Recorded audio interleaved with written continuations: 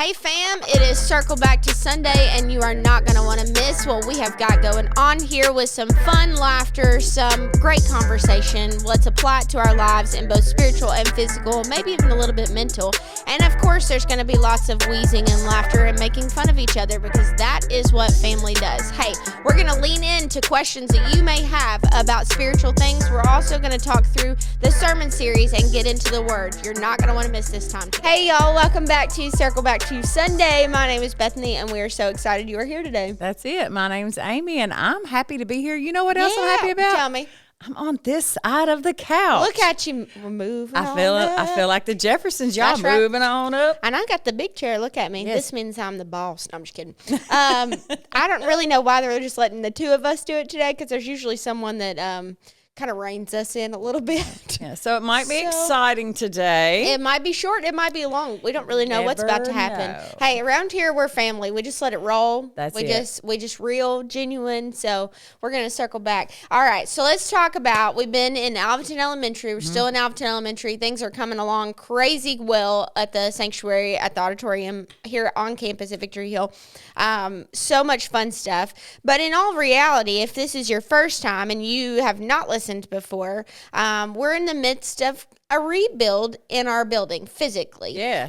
It's construction. It's happening. We've done some demo. We've torn out walls. We've torn up floors. We have literally had a backhoe inside of our sanctuary. Like some wild stuff happening. But now it is the rebuild. They're putting in some wires. They're putting in this. They're building the places where the chairs are going to go. Like all of the things. The rebuild is happening. So it's been a very exciting time around here. It's lots of fun. Listen, in Alvaton Elementary, we've been tearing it up over there, man. Gosh. Holy Spirit's been like wrecking. Yeah, so I never thought that you would be like I mean, I don't know if you would call us a brick and mortar church, Right. but a church inside a building and go mobile. But, you know, we've all of a sudden found That ourselves in a typically doesn't season. happen, Yeah, yeah. it normally doesn't happen. And we're a mobile church. And so, like, the first week was kind of stressful and it took a little bit. But, like, even the second week, like last week was our second Sunday. And it was amazing. Like was so we good. shaved off like an hour. Yeah. And like it is a lot of work, but just to see the joy and the excitement and nobody felt spent, you know, or you No. couldn't see it on anybody's faces, just a genuine sense to, hey, this is so exciting. I get to be a part of this, you know. It's I think just there's been really new good. relationships too, like Yes. deeper relationships, people that can feel involved, which always translates to relationships going deeper. So I always think it's a lot of fun. The kids are involved with it. Like I just think it's super fun. Yeah, and so like and on an adult level, I'm getting to worship with my entire church. Yep. All at the same time. That is so fun. But like we're putting all them kids in the same room at the same time, Yep. y'all, and they're having a blast. They sure like are. you cannot. They ain't match coming out their- complaining. That's no, for they're sure. not. No, they're I not. think the only complaint I've heard is that they ain't getting no goldfish. Are they not giving them goldfish? Pretty sure that was my youngest one that was mad about Oh, that. bless but that's his all right. heart. You know, I'm he's gonna got have like to go- 3 bags at home. Don't be buying him none, Granny. Okay, all right. But in a rebuild, all right, let's talk about a rebuild, okay? Okay. Let's talk about it. What is the most annoying thing you've ever tried to put back together? And it could be physical, it could be mental, it could be emotional, it could be whatever. But okay, I'll go first. I already got mine in my mind. Okay. And mine's just silly. So I got 4 kids. So at any point in time, homecoming week, reading across America, 100 days of school, all of those things, I've got 4 to put together with that stuff, okay? So I can remember Ellie was a little bit smaller. I think it was just about 3-4 years ago. And she wanted to do this bright pink shirt that she had for 100 days of school. She wanted to put 100 stars on it. So we went and got the 100 stars. And if y'all don't know me, I'm last minute all time, okay? No. So we ran to the dollar store, the Dollar General, and got some stickers to go on this shirt, okay? So we put all the stickers on. She was pumped. They were glittery. Like, she was so excited. She gets up the day of, the morning after, 100 days of school, or 100, yeah. So we had to have 100 stars. Puts her shirt on. Oh no. All the stars go Oh no. on the ground. And I'm already like I'm not frantic in the morning because we've kind of got a routine, but at the same time, you only got so much time. Right. It's pretty limited. So your girl was getting ready, and this girl was had a hot glue gun out. I had to hot glue them stickers on. Sure enough, did. Every stinking 100 of them at like 7 a.m. and they leave my house at 7:15. So you can hot glue Just a regular old shirt and a sticker. Really? Sure enough did. I said, I've learned something new today. It was a lot. I burnt a few fingers on that, but I was equally as irritated as I did laugh. So rebuilding 100 Days of School shirt, it was great. I feel like hot glue and duct tape are two. Yeah, Kaysen's shirt was duct tape. His was like a Minecraft thing, and we cut out 100 squares of different green tape and made the box people or whatever on his. His was pretty smart. Change the world with duct tape. Change the world with some duct tape and hot tape. Yep. That's it. What about you? Anything you think of? Oh, man. I don't. So probably something like on that same level is I remember Karsten went through this Barbie phase when she was younger. And Santa Claus, she wanted this big Barbie house from Santa Claus. Well, it came somewhat put together. Oh, yeah, but not all the way. But not all the way. Like you had to finish rebuilding. I hate them things. Yeah. And it was nice. It was real nice. I got it on sale at JCPenney. Come on. Yeah, it was very, very nice. And but I underestimated the amount of time that it was going to take to take and put all of this stuff back. What time did you do it? All night long. All night long. And there were still like stickers and things that, we didn't get done or whatever. But You just tell her she can decorate it. It'd be all right. Here's Santa Claus was not my friend that year. It was awful. It was awful. So Santa should have brought that already put together. and she's like, well, Santa Claus didn't finish it. Well, Santa Claus is a slacker. And a last minute girl. That's all right. So the rebuilding is typically the exciting part. Yeah. If you are talking about normal construction, you visualize the design, you prepare for it, you demo everything that needs to come out, good, bad, and ugly, whether or not you wanted that wall there or not. If it's got to go, it's got to go. And then the rebuild takes place. And I do think it's the exciting part, but I also think it's the time that tries me the most. Right. Because you think it's going to go so fast. Yeah. You think, like, once, I can remember when we built our house, the framers come in and they had it framed, and I was like, oh my gosh, they've got all of the framing done. Like, we are cooking with grease. And it slowed down. Yeah. Like, that's the fastest part of the whole process, is that part of the rebuild. Right. And then it all kind of slows down until you get to the finish line. But I do think it's an exciting time. It's just, takes a minute. Yeah. And I'm not patient. Kind of one of those hurry up and wait situations. Yeah, and I'm not patient. It's funny you said that because I heard someone, I don't even know where I heard it from this week. Someone was talking about how we are wired for instant results. Like, I'm a very results driven person. Sure. And it's one of my biggest motivators. That along with tell me I can't do something. That's right. That is, yes. Yes. I dare you to tell me I can't. Tell me I die can't. trying. Tell me. Anyway, but I am very results driven, and they were talking about how that we are wired as humans that we want instant results, and they coined it as, they give the reference, we live in a microwave world when we serve a crock pot God. And I was like, that is the silliest thing I ever heard. But also makes so much sense. But I'm like, I get it. Slow it. Like we want it fast. Yeah, we want to just nuke it and get it done. That's right. And he's just like slow and steady in the process. And so I'm good. like, that makes sense. I like it. Yeah, like that. crock pot. Mm-hmm. Well, what's the time you can think of that? Well, it ain't gonna be hard to think of, I know, but where you've rebuilt. I was trying to think about some things in my life that we've had to rebuild. I will go ahead on a ledge here and buffer this conversation with, my rebuild ain't nothing like my homie Amy's rebuild, okay? Like, I ain't never had to start from scratch. I ain't never had to start all completely over. Not with everything. With parts of my life, yes. I would say that mine that comes to mind is, we were on staff at a church, and Gabe and I have always said, we've been married 16 years. We've always called ourselves cliff jumpers. And the irony behind it is I'm scared of heights and I'll never actually jump off a cliff, unless God says. But whatever God says do, we just jump. We don't ask questions. Yeah. We just jump and know that he's got my parachute. Like, I just know that it's going to be a soft landing somehow, some way. So we've always said that. And so when God said, hey, I need you to step into real estate, it was literally a moment at a bookstore type of thing. So we were on staff at a church, and we told the pastor, like, hey, this is what God's calling us to do. We've just got to do it. Like, it's not comfortable, but we've got to. And so it was kind of a hard, clean break that I wasn't prepared for mentally, emotionally. I was pregnant with Kaysen, so my third kid. big and pregnant. And the following week, so we transitioned out, and the following week, I had my son. And I can just vividly remember being in the hospital room with just Gabe, I, and him, and that was it. Nobody came to visit. Nobody brought food. Nobody brought a card. Nobody checked on me. Nothing. And I'm not a like needy person when it comes to that kind of stuff, but I value the relationship that community gives you so very much. And I told my women's group this the other night: if you're not in a small group, get in a small group, because that's where community is found and relationships are evolved. But I will just say, I told my women's group this the other night: I have a heart and a passion for women to find community and true relationship, because everything else in our lives sometimes hits the back burner. Right. Work can take first, family, husband, kids, grandkids, all of the things can take our time, but community to ourselves sometimes gets on the back burner. And that moment in my life was the loneliest I'd ever been.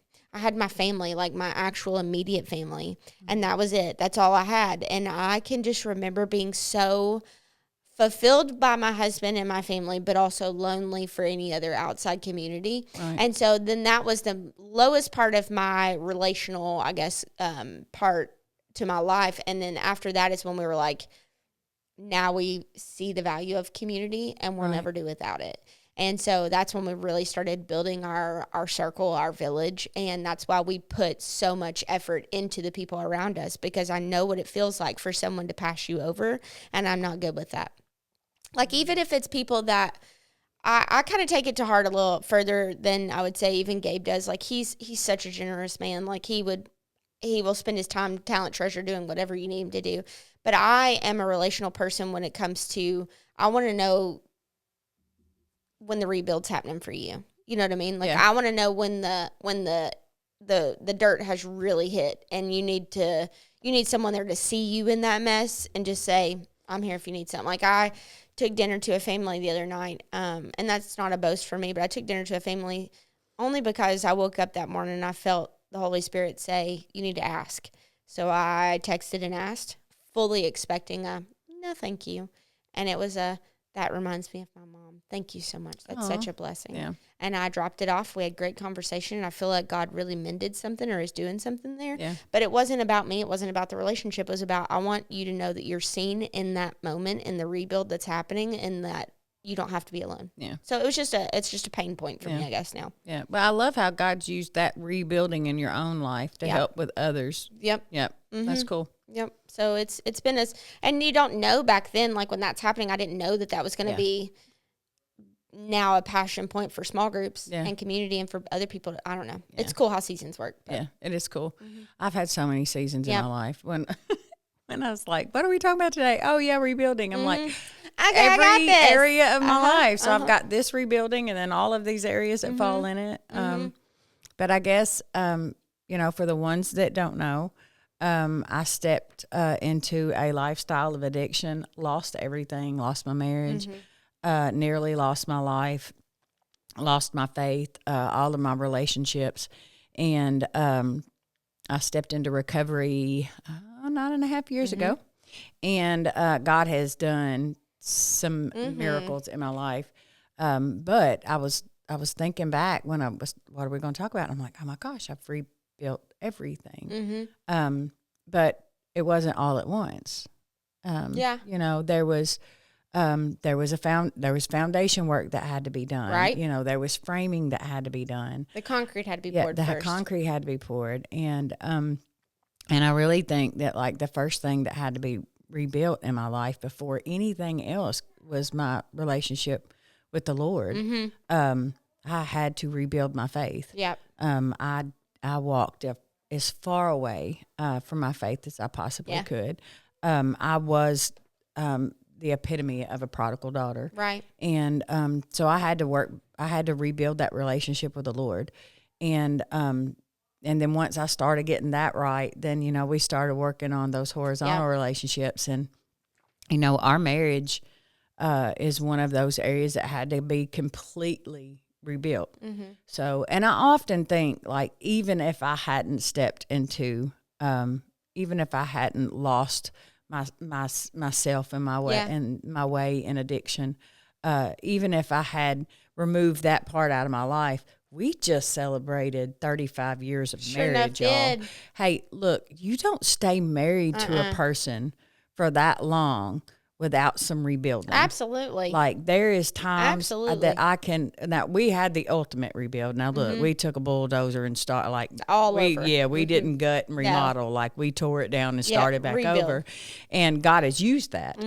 But like we had to rebuild. I don't care who you are. If you're married that long, there's Yeah, things that you have absolutely. to rebuild. But we, communication. We had to learn how to communicate with each other again. We had to rebuild trust. That was hard. Yeah. But we had to remember why we even liked each other to begin with, and but God used all of that. Yep. And again, just a couple of different Crazy. areas, crazy that, That's and it seems like it's intense. so long ago, like it really does. I look back on it, and when I share, if I'm speaking somewhere, I'm sharing my testimony with somebody, or if I'm even today, I had an opportunity to talk to a young lady that's sitting in a season that I once found myself in, and I was in a familiar place from my past when I had that conversation, Right. and I'm like, it was almost like I was talking about somebody else, like it was Yeah. so long ago. Yeah. But I think that's the beauty of once the build is done, you get to walk in that. Yep. I don't even know what the word I'm looking for is. The word that I am looking for, but it's a new season. Yeah. Yeah, but it's a good season, but it didn't happen overnight. It wasn't instant. It was a process. But the labor and the intentionality and the consistency and Yeah. all the things that went into that rebuild is just a accomplishment and completion almost. Oh, absolutely. And the coolest thing is, it doesn't. None of it taught. Let's try that again. None of it took Jesus by surprise. Absolutely. Yeah, not. he already that's the coolest part about an emotional, mental, physical rebuild is all of it. He already knew about, and he's hoping that we ask the right questions, the right wisdom, the right path to take, the right step to take, the right next right thing. Like all of those things are what he's wanting from us. But he was there in the midst of it all. Yeah. It's pretty cool to think about. Like I tell myself that basically every day, like this, even when hard stuff hits the fan, it didn't catch Jesus by surprise. Yeah. So I just got to ask for wisdom. What's the Yeah. next opportunity? Yeah. Where you want to use me? Yeah. So like I think about, I had a 14-year career Yeah. in automotive manufacturing management. It was a lucrative career. It took good care of me and my family. I lost that. And I never thought that, I would be able to, that's lost. Those are some things that I couldn't rebuild. And just God in taking that season and placing me where I am now. Yes. Like I can't imagine, I don't know how I would have went from there to here. No. And there it was just a job, but here this Life. is my calling. Yes. Like Yes. this is amazing. Like I tell them all the time, y'all show up for free. You ain't got to pay me nothing. I'm just going to keep showing up because I love it. It's where you And wanna be. Pretty sure it's how I got a job. Because you said you'd show up for I free. kept showing up every day, and they're like, she will not leave. Like, I better just go ahead and pay her. just might as well pay You know her. what? I'm Just go pretty and give her sure a that's check. how it happened. It Mallory, is. write the check. It's fine. It's fine. That's hilarious. Okay, so while we're kind of laughing and giggling, is there anything like you could think of that's kind of a silly story of rebuilding? I thought of one the other day, and honestly, I thought of it because we were talking to a contractor, and we were talking about he was on the phone call that something had gotten covered up and he had to redo it or whatever. And we were talking about when we built our house. So I have 4 kids, and I grew up with, I have 20 brothers and sisters. So I grew up with a lot of kids. So storage is a big deal. And so I have a hall bathroom, 2 bedrooms, a hall bathroom. And on the other side of each bathroom, I wanted a linen closet on either side. And I wanted blankets and sheets to go in one. And I wanted to be able to put towels and toilet paper and stuff in the other. Okay. So I had it drawn out, and they moved everything out as far as the 2x4s that were framed on the front and had this holes cut. They're small little closets, but they're closets. And we came in one day, they had already drywalled and painted and everything. And I came in, I was like, oh, I love this color. That wall looks weird. And Gabe was like, really? And I was like, there's supposed to be 2 closets there. They covered up my closets, completely painted and everything. Like, I mean, like, we was about ready to put down trim work. So they had to go back through, cut out the things, and order doors to go on them and repaint and remud, trim, do the whole thing. Because they just slapped some drywall right over my closets. That and we is had hilarious. to, yeah, so we had to undo. That reminds me of a story. I hadn't thought about this in years. I'm so glad you shared that. So if my brother is listening to this, Chris, and you will, because I'm going to send you this podcast when we get done. I hadn't thought about this in forever. So I had bought a new door for my house. Okay. A new front door. And it was gorgeous. I picked it up at a flea market. And of course I did, because I'm thrifty that. She is a thrift queen. I'm a thrift queen. And so he was going to be nice. And he was like, I was going somewhere, and he said, I'm going to put that door on for you, sis. When you get back, it'll be up. And I'm like, okay. So I get back, and he's still working on this door. Now, I'm like, I was gone all day, and this is hanging a door. It's not that hard, really.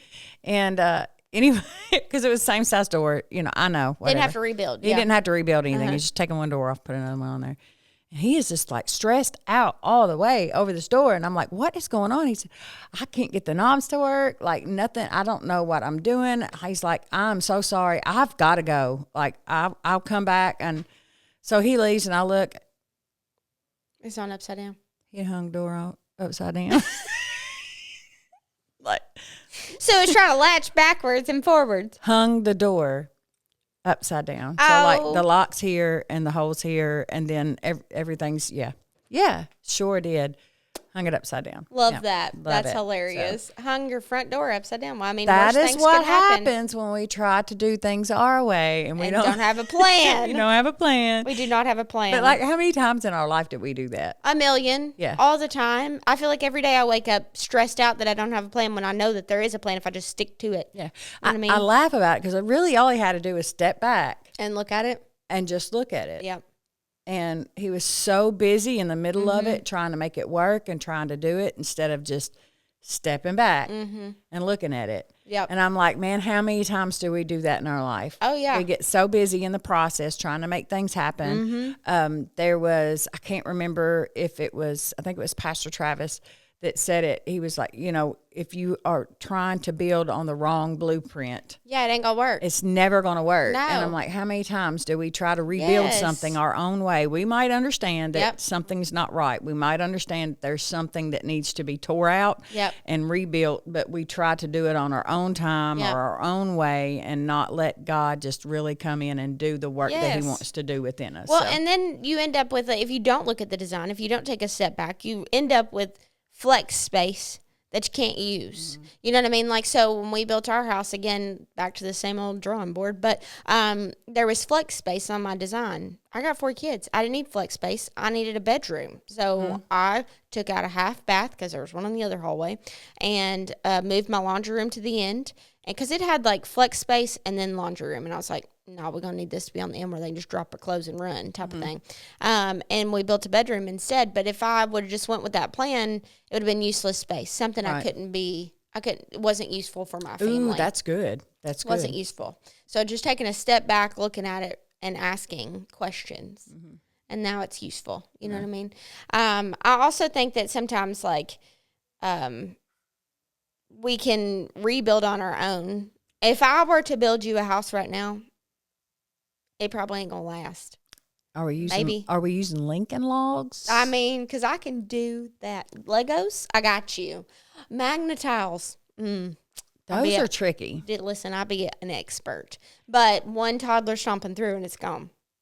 But if you were just relying on myself to build it, it would be to my detriment. Yeah, me too. That's why I can't rely on myself. That's why I rely on other people to tell me how to do this, and God make the design and put the right people in my life for the right opportunities, the right moments. So sometimes it's just slow, and I want it to be fast. But rebuilding takes progress. Oh, I was thinking about this earlier. I don't really know if this even makes any sense. This microphone's in my face. But rebuilding. So, look, I broke my leg last year and was immobile for a little while. Was terrible. The scooter was pretty good, but I had a bell and a basket. All the things. That part was good. But after that, I'm never going to let her live it down. But Beth Page, we call her Bossy Beth sometimes, is the only person. Helpful, she is aggressively helpful. Yep. But she is the only person that I don't even turn my GPS on to talk to me because I don't like to be bossed. Like, I do not like it. That's why I work for myself. I don't like it. There's just only a few people that are allowed to in certain situations, okay? So Bephis is one of those. Mm-hmm. She can boss me, and it doesn't feel like she's bossing me. It's just... She's just aggressively helpful. Very. Mm-hmm. So I remember the day I got my boot off, they told me I could walk without it. I put it back on. I was too scared. I put it back on. And I was like, no, it's going to hurt. I can't do it. I can't do it. I remember this. And she made me take it off. Or maybe it was my cast and then I had the boot. And I was scared to walk, so I was immobile. Yes, that's it. I was scared to put pressure on it. And she literally took my crutches and took my scooter and said, walk to me. And I was like, no, this is going to hurt. And she was like, walk to me now. You can do this. And I was like, so she takes my hands and we go little by little. And I'm like trying not to cry and laugh at the same time. And she gets me around the room. And then after that, I just took off. Mm-hmm. But I needed somebody to say, this is what you're supposed to do. Now do it. Like there had to be a plan. And that was a rebuild for me. So in the midst of all of that, I felt like God was calling me to be a runner. I still don't know why. I'm not good at it. I'm very slow. But I have my first 10K on Saturday. Come on. And I'm going to run 6.2 miles. That is a really long way. That's further than here to Alvaton Elementary. Like, I could run from here to Alvaton Elementary. That's wild. Like, it's 6 miles from my house to IGA. It's 4.2 from here to Alvaton Elementary. 2 more miles. Yeah. And I'm going to run that on Sunday. And it's simply because I had to be taken down to ground zero where there was no mobility at all. God speak into my life and say, this is what you're going to do. Do I know the purpose? Absolutely not. Still don't know. I know that I've been able to share with people different things and maybe like give it a little encouragement. Like if I can do it, you can do it type of scenario. But I had to be taken down to no mobility to become a runner, to run a 6.2 miles on Saturday. And I think that's really cool. Now, has it been fast? Absolutely not. Not a microwave. Definitely a crock pot. I did that, I got my cast off last year at this time. Mm-hmm. And I'm running my 10K on Saturday. So it's taken me a year to get to 6.2. But I was ready after that. After God said it, I was just like, okay, that's what we're about to do. Let's go. Now, are we good at it? Absolutely not. But that's okay. I think that's the difference, too, whenever we're called to do hard things or whenever, there is a rebuild in front of us that's required. And, I mean, let's be honest, nobody wants to go in. No. It's fun tearing stuff out. But it ain't fun putting stuff back up. It's not fun putting it back up. And I think all the difference is knowing that, God called you to that season. And that's what makes you show up when it's hard. Yep. Yeah. And keep showing up. Yep. There was somebody in my small group, we were talking about it on Sunday, and someone said, it's kind of like when you want to reorganize everything in a room, everything has to come to the middle first or come out first, and it's nasty and it's messy, and you're like overwhelmed by the amount, but then everything gets put back in its spot. And or thrown away. I keep everything, I'm a hoarder. And you sit down on the couch and you're like, yeah. You can breathe again after that. Yeah. But you got to mess it up first before it's rebuilt. So true. What one thing can we do this week, Amy, that we're going to do to maybe just small, consistent? So small and consistent rebuild that we just talked about earlier with Chick-fil-A and Cracklins. Okay. So I just had this conversation with someone about. I feel like it's probably me. It's like I'm talking to myself. So, but I was having this conversation with somebody else. So I go through these spells where. Okay, here's my struggle when it comes to rebuilding something. I'm gonna be completely honest. One of the things that I struggle the hardest with is consistency.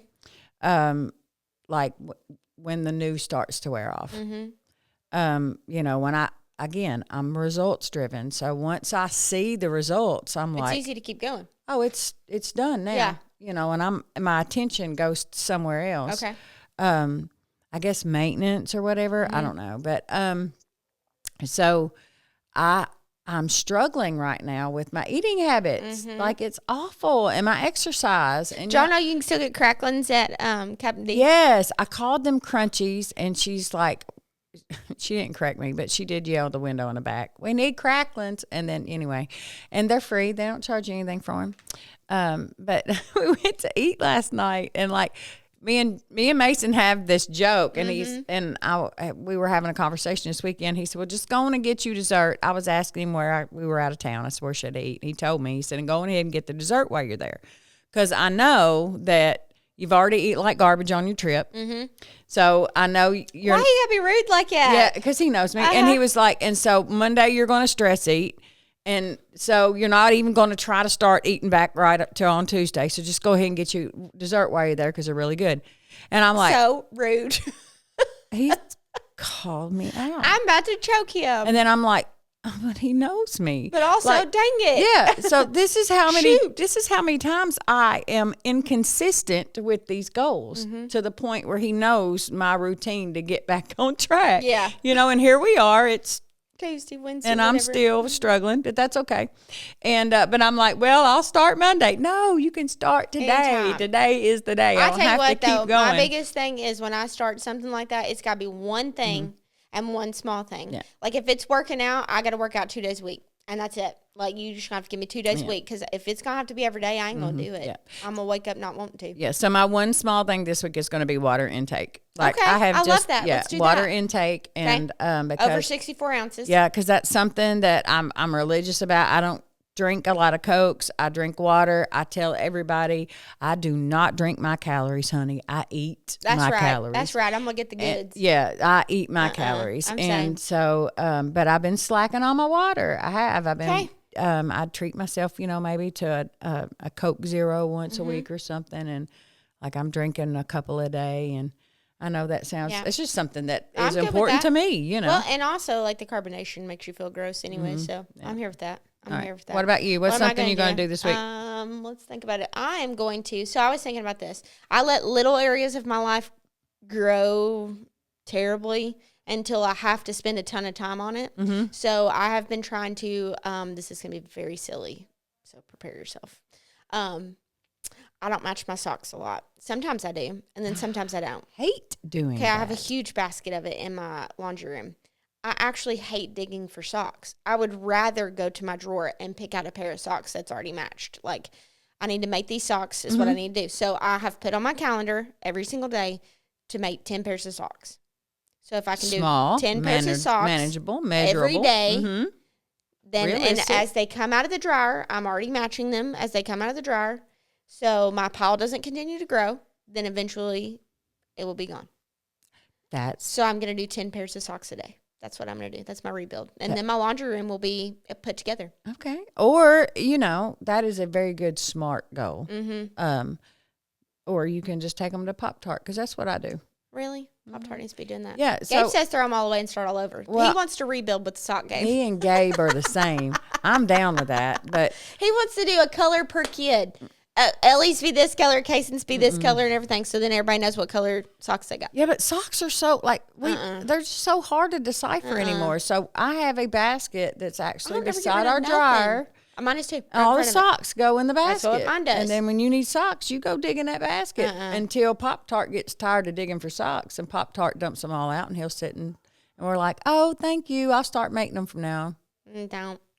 Pop-Tart, how many times it's been happening? Lots and Bless lots him. and He's lots. good. I say the same thing, and I always say, everybody's going to help me make socks, and then they help me with one parent that ain't right, and I'm like, get out of here. Consistency, I struggle with it. So Yep. we're going to be consistent. I'm going to keep you accountable for some water, Right. and you're going to ask me about my socks. So this is what you are going to do. You are going to keep us accountable. Ask us about our water goals. And our Ask socks. us about our socks. And you're going to engage with us, and you might win one of these sweatshirts. All you have to do is comment on whatever platform you're listening to right now. And if you're listening and not watching, we got a really cool Circle Back to Sunday shirt with your name on it. You might win it if you comment and just engage. Or We if did you- get an email. We did get it. Somebody's in the drawing. All right. Yeah. Because you can also email lapayne@victoryhill.us questions or concerns that you would like to hear on the podcast. That's it. Because what we want to do is we do want to hit on some things that we are currently going through as a church family, as a body of believers, but also things that you're going on in your life. We want to hit on that. Yeah. So I'm really excited about next week, because we've already talked a little bit about some of our topics. So next week we're going to be talking about living. So we went through preparation and demolition and rebuilding, and then we're going to kind of talk about what it means to just move back in and live in it. But we're also going to talk about I think we're going to talk about baptism. Next Sunday is Baptism Sunday. I'm really excited about it, and I think we're going to take a minute to talk about what that means. And also, ain't that cool? We're going to have Baptism Sunday at a gym. I know. Let's go. Elementary school. Yes. That's so stinking cool. I love it. It is cool. God is making big waves. That's big things. Oh, that was cool. I love punny. It was punny. Oh, I love a good pun. Yeah. Well, we're excited that you stayed with us today. Hopefully our squirrel ADHD did not get you too far off track, but I hope that you can take some of the things that we said to heart and know that rebuilding seasons don't last forever. They are going to be tough while you're in them, but one day you get to move back in. That's it. So we're gonna circle back. Catch us next week, and we will circle back to Sunday.